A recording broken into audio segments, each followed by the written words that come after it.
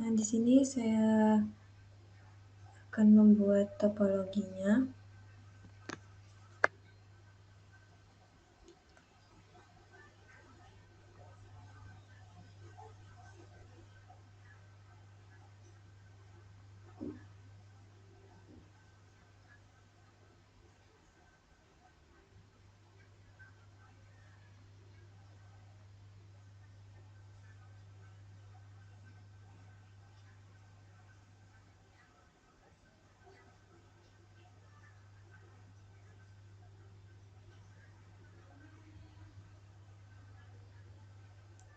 Yang di sini PC 4 dan 5 ini sebagai klien VLAN 10 dan PC nomor 5 ini sebagai VLAN 20. Nah, di sini sebagai VLAN 30 yaitu server.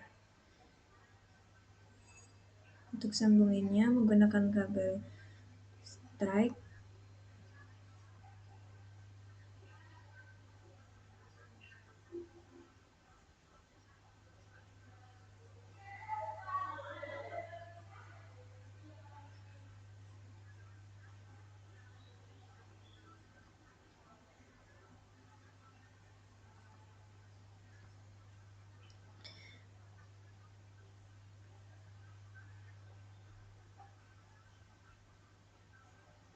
Dari switch ke PC 4.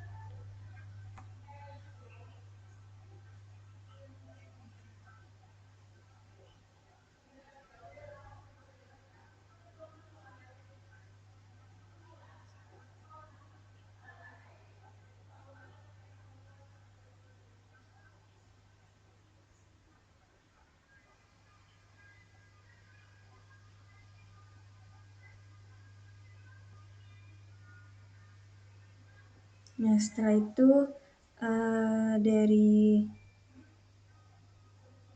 multi-layer switch ke switch ini menggunakan kabel cross.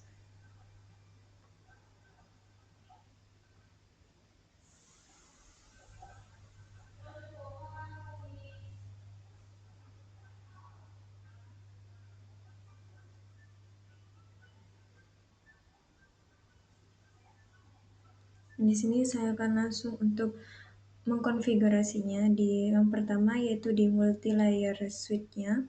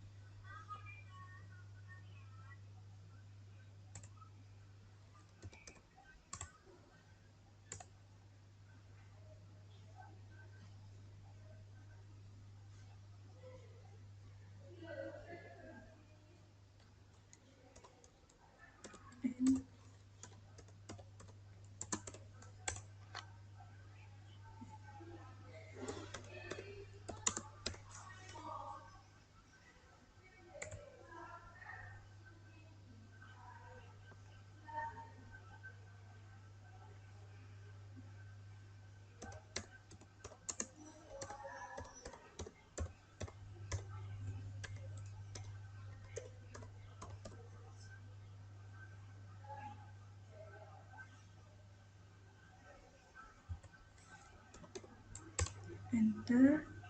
Sekarang VLAN 20. Enter. Name VLAN 20. Enter. X. Enter. Sekarang VLAN 30.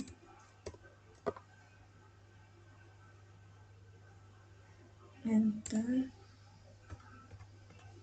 Name VLAN 30. Sini sebagai server. Nah, setelah itu X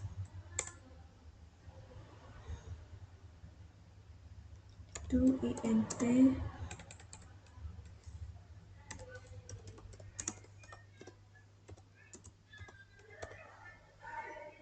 enter. IP address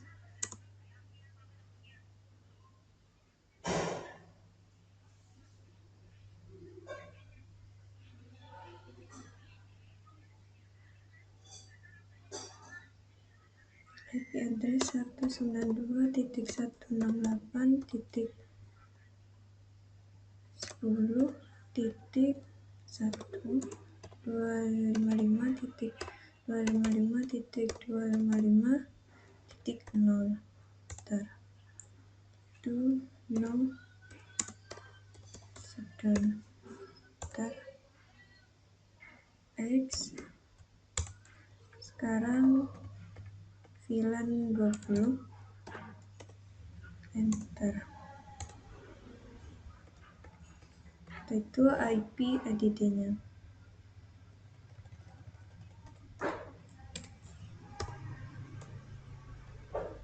Enter.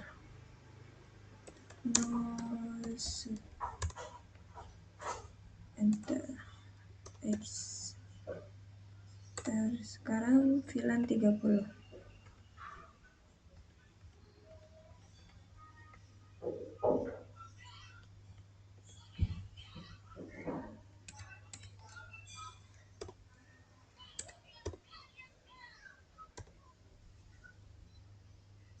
VLAN 30, enter.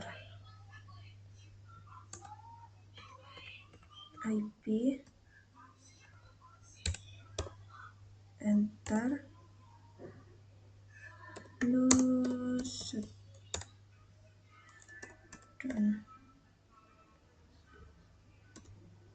enter.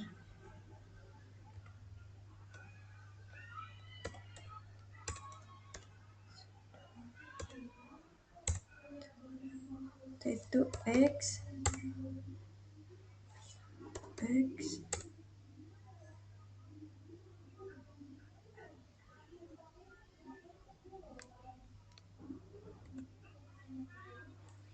IP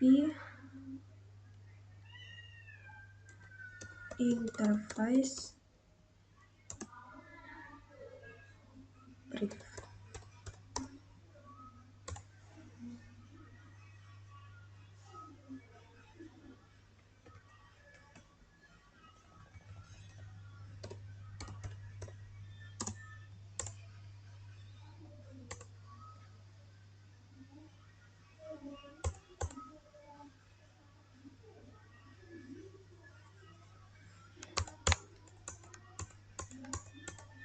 Di sini udah keluar VLAN 10 dengan IP sekian, dan VLAN 20 IP sekian, dan VLAN 30 IP sekian. Nah, setelah itu connect int fa 0/1 dan switch port tram encapsulation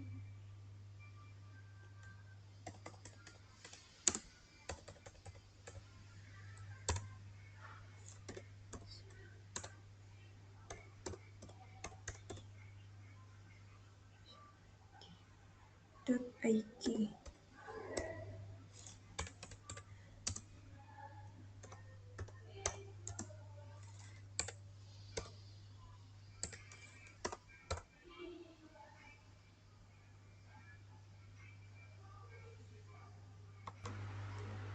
Setelah itu switch port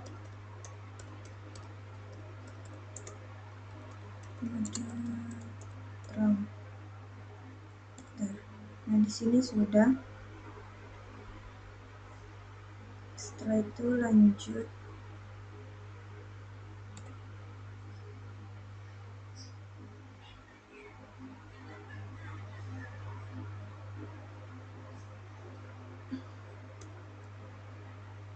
X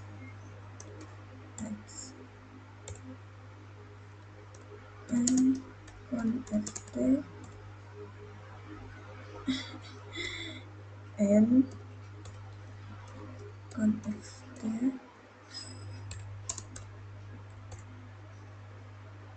habis itu int VLAN 10, enter. IP helper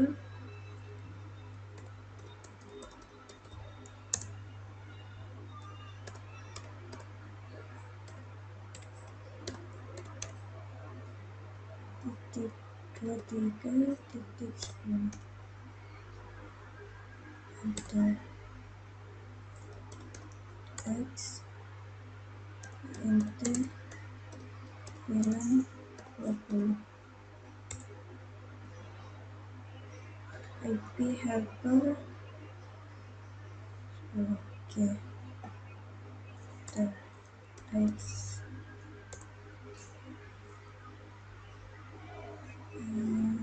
X.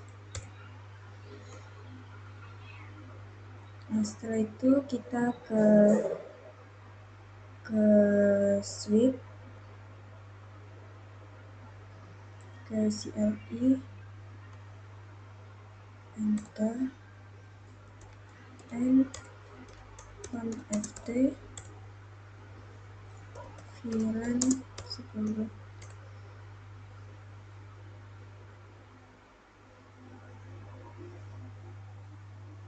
VLAN 10 name VLAN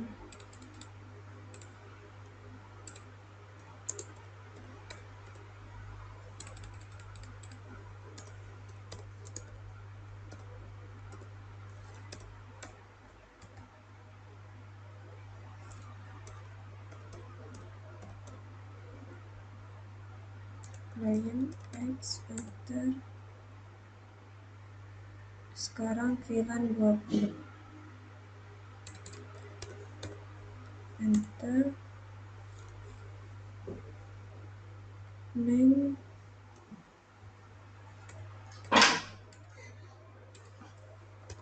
VLAN 20 enter X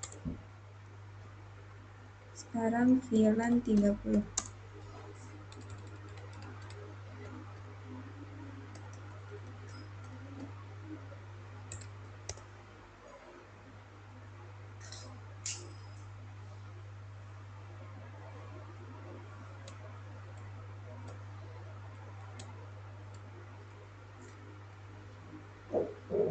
VLAN 30 enter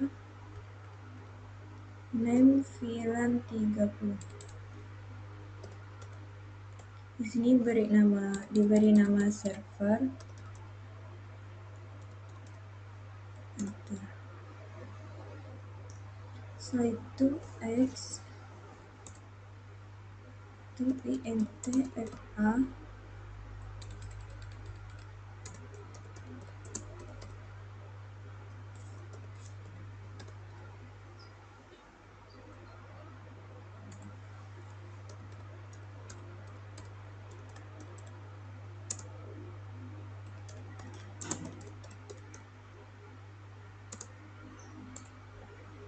udah terang X sini kita akan 3/1 ke bawah ini untuk ke mode terang.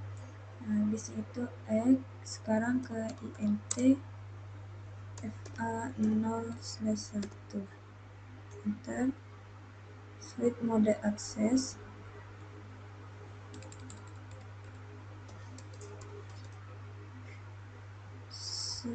switch mode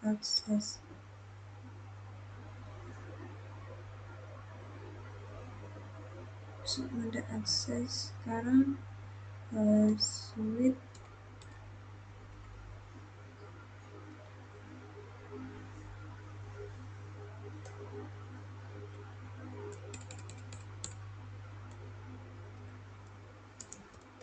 VLAN 10 nah, X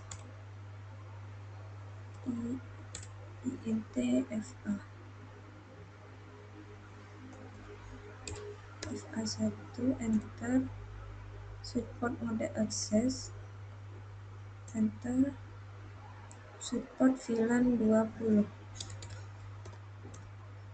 enter X switch INTFA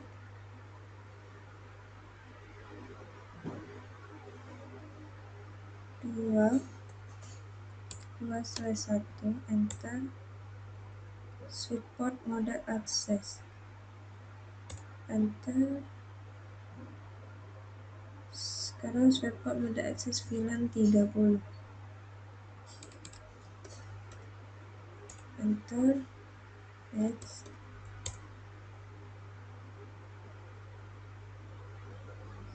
enter, right, and conft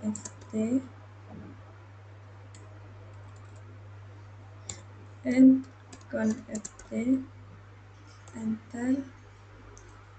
IP DHCP Snowpin.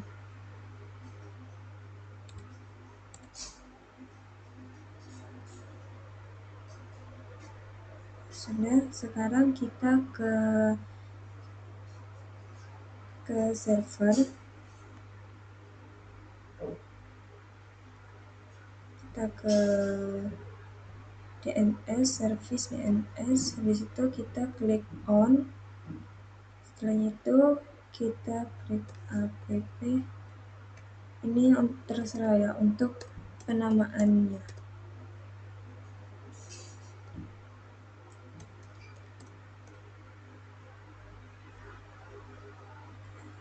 192.168.30.20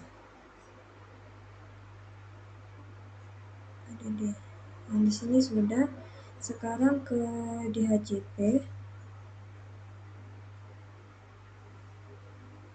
Di sini beri nama VLAN 10.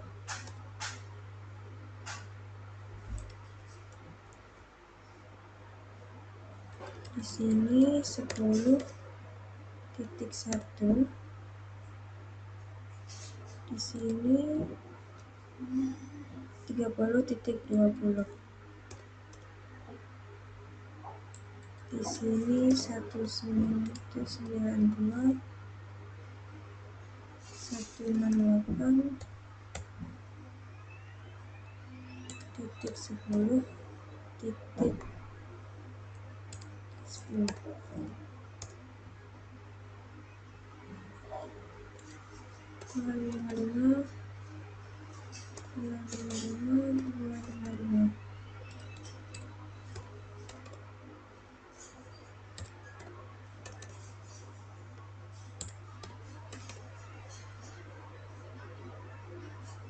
Jangan lupa klik on. Nah, setelah itu kita add. Nah, sekarang VLAN 20. Sini 20. Di sini 20. Add.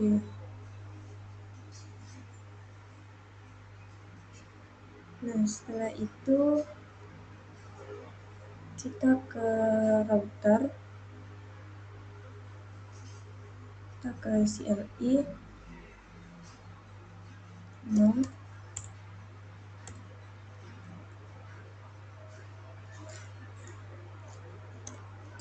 enable configuration, configure terminal, enter. Interface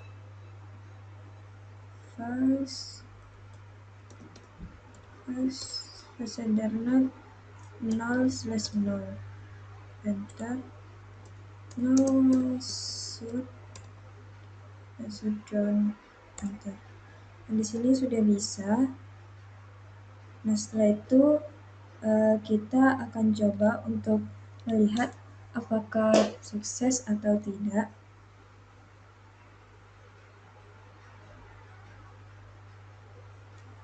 Ya, sebelumnya kita harus isi IP-nya biar kita mendapatkan IP yang otomatis.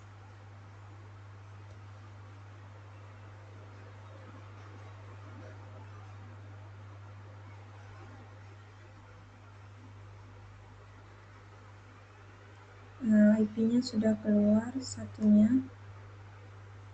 di klien keduanya.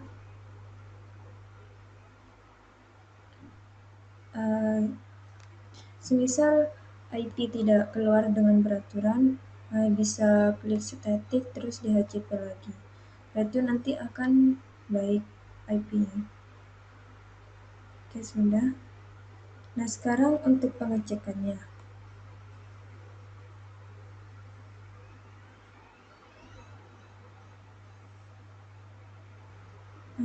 Setelah itu kita akan cek apakah bisa. Oke, sudah. Baik, kita akan mengecek untuk mengirim email apakah bisa. Oke, sudah bisa.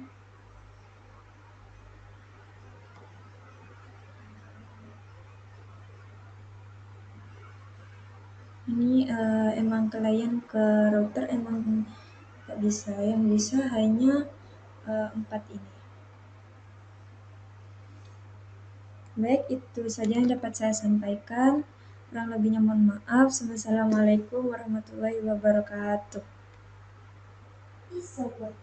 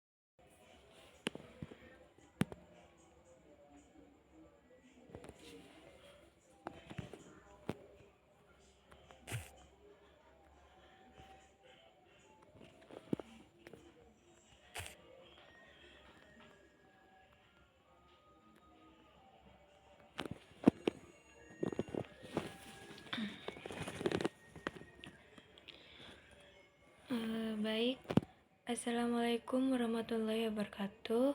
Perkenalkan, nama saya Kurniawati. Assalamualaikum warahmatullahi wabarakatuh. Perkenalkan, nama saya Kurniawati dengan akhiran NIM 023. Nah, di sini saya akan menjelaskan tugas 3 di HCP DNS. Nah, di sini topologinya, dan sebelah kanan ini adalah topologi yang saya buat. Skenarionya itu yaitu VLAN 10 ini tidak mendapatkan IP address dan VLAN 20 ini tidak mendapatkan IP, tetapi tidak bisa resolve atau app kampus lokal. Nah, setelah itu reserver DNS tidak berfungsi, dan setelah DHCP restart beberapa klien kehilangan koneksi. Terjadi konflik IP di VLAN 20. Beberapa klien menggunakan DNS publik meskipun DHCP sudah mengatur DNS internal. Nah, kita baca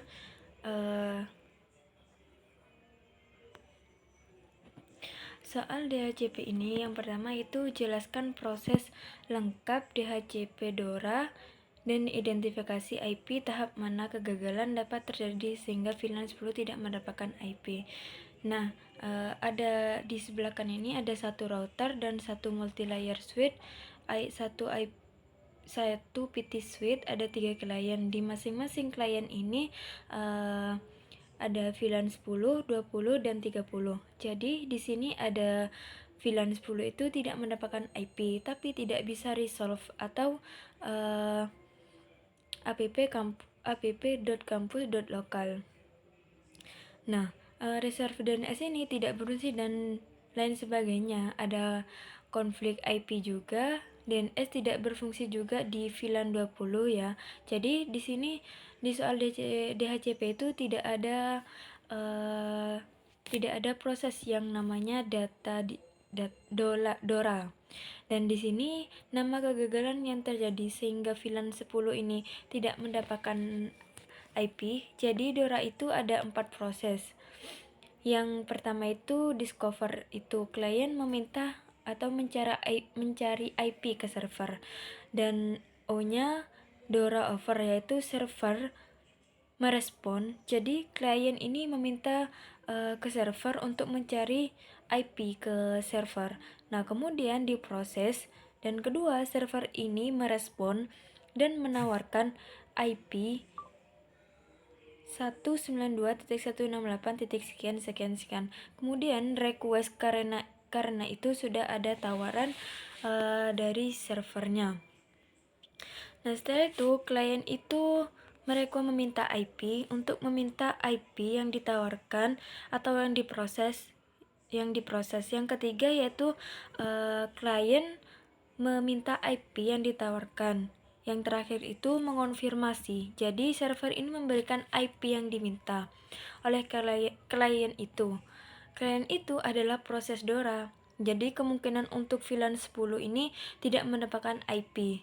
Nah, di sini VLAN 10 ini anggapannya VLAN 10 ini karena tahap broadcastnya itu tidak memiliki atau tidak mencapai server karena tidak ada DHCP relay untuk menyampaikan ke sini.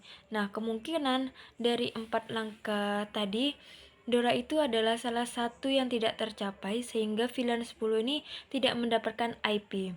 Kemudian yang kedua yaitu DHCP server ini berada di VLAN 30. Mekanisme agar VLAN 10 dan 20 itu tetap memperoleh. Nah, di sini itu ada DHCP relay atau agent atau IP helper. Jadi ketika VLAN 10 atau dan 20 itu agar mendapatkan IP dari server, perlu IP helper, yaitu IP penghubung yang agar bisa menghubungkan klien-klien ini. Nah, VLAN 10 sama 20 ini ke server, ke VLAN 30 itu merupakan IP helper. Jadi, nanti ada IP-nya tersendiri. Jadi, klien nggak dapat IP, kemungkinan untuk solusinya atau jangka pendeknya itu bisa memperbesar rango poolnya. Jika subnet itu masih ada, dan untuk solusinya bisa mendesain atau sebuah subnet ini itu dengan ukuran yang membesar. Misal VLAN 10 itu untuk berapa ratus. Nah, dan kliennya itu bisa diatur di situ. Kemudian yang melanjutkannya di sini ada konflik IP pada VLAN 20. Meskipun menggunakan DHCP, kemungkinan ini kan di VLAN 10 atau 20 yang menggunakan IP statis. Jadi, karena di server menggunakan DHCP, semisal ada IP 192.168.10.10 sudah mendapatkan, kemudian di klien kedua ini VLAN 20 itu menggunakan IP statis dengan memasukkan IP juga. Jadi akan jadi tabrakan di situ. Nah, jadi WiFi-nya tidak akan beraturan atau acakan. Nah, jadi ada kemungkinan klien itu mendapatkan IP itu tidak bisa karena sudah bentrok dengan DHCP, sudah diatur. Nah, sudah ada pembagian namun masih manual di VLAN 20 ini. Atau di kedua ini kemudian ada Rengo DHCP server di jaringan itu mekanisme. Jaringan ada konfigurasi palsunya seperti itu. Juga yang kedua, kemungkinan serangan kemudian mitigasi dan juga untuk DHCP membangun atau tabel atau VLAN dan portnya sudah diatur. Kemudian yang keenam ini rancangan konfigurasi DHCP untuk solusi yang jangka panjang. Nah, tadi seperti yang disebutkan tadi itu kita perlu mengatur list atau time yang optimal untuk di area kampus. Di area jam kerja, misal dari jam sekian ke jam sekian. Nah, biasanya diatur di situ. Untuk soal DNS di sini menjelaskan perbedaan fungsi DNS sebagai reguler atau resolver dan authoritative server. Nah, kemudian Raga server menerima query dari klien, kemudian mencari ke server lainnya untuk mendapatkan jawaban. Server itu untuk menyimpan data dan di autoritatif untuk tidak mencari dan melakukan pencarian keluar. Jadi cukup di server tersebut. Nah, kemudian dari server lookup ini untuk IP nggak berfungsi, itu penyebab teknisnya karena DNS server tidak memiliki record untuk nama DNS-nya sendiri. Nama DNS-nya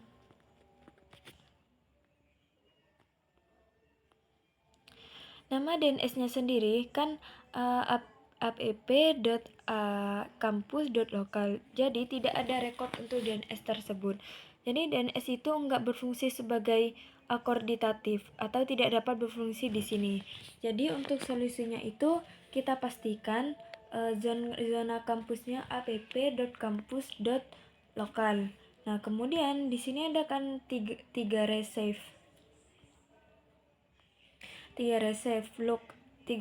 lookup untuk tidak berfungsi sebagai reserver log, dan kemudian di keempat beberapa klien ini menggunakan DNS 8.8.8.8. Nah, meskipun sudah mengatur DNS atau internal, tapi DHCP sudah mengatur DNS, butuh edukasilah ke usernya. Nah, setelah itu nanti standar komunikasinya itu seperti ada menggunakan DHCP yang salah diatur pada manual-manual. Jadi 8.8.8 ini tidak akan diterima untuk klien karena sudah ada DHCP yang mengatur DNS. Nah, internalnya itu kemudian risiko dalam DNS itu ada penyerang mengirim respon palsu ke resolver sehingga hangge-nya itu tercemar. Kemudian DNS application-nya itu serangan dengan memasukkan sumber query ke server. Nah, setelah itu kita akan lanjut untuk mengkonfigurasinya.